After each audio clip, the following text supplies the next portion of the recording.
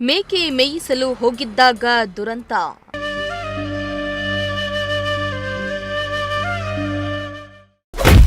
ನೀರಿನಲ್ಲಿ ಮುಳುಗಿ ಒಂದೇ ಕುಟುಂಬದ 2 ಮಕ್ಕಳು ಸಾವು.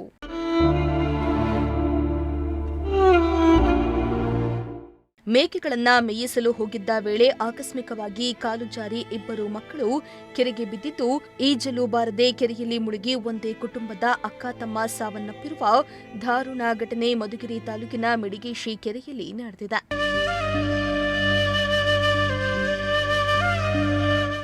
ಇನ್ನು ಮೃತರನ್ನ ಕಾಸಾಪುರ ಮೂಲದ ಮಂಜುನಾಥ್ ಹಾಗೂ ಮಂಜುಳಾ ದಂಪತಿ ಎಂಬುವವರ ಮಕ್ಕಳಾದ 11 ವರ್ಷದ ಸುಚಿತ್ರಾ ಮತ್ತು 9 ವರ್ಷದ ರಘುನಂದನ್ ಎಂದು ಗುರುತಿಸಲಾಗಿದೆ.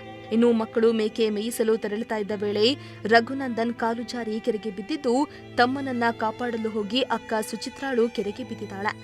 ಈ ವೇಳೆ ಇಬ್ಬರು ಸಹ ಈಜು ಬಾರದೆ ನೀರಿನಲ್ಲಿ ಮುಳುಗಿ ಸಾವನ್ನಪ್ಪಿದ್ದಾರೆ.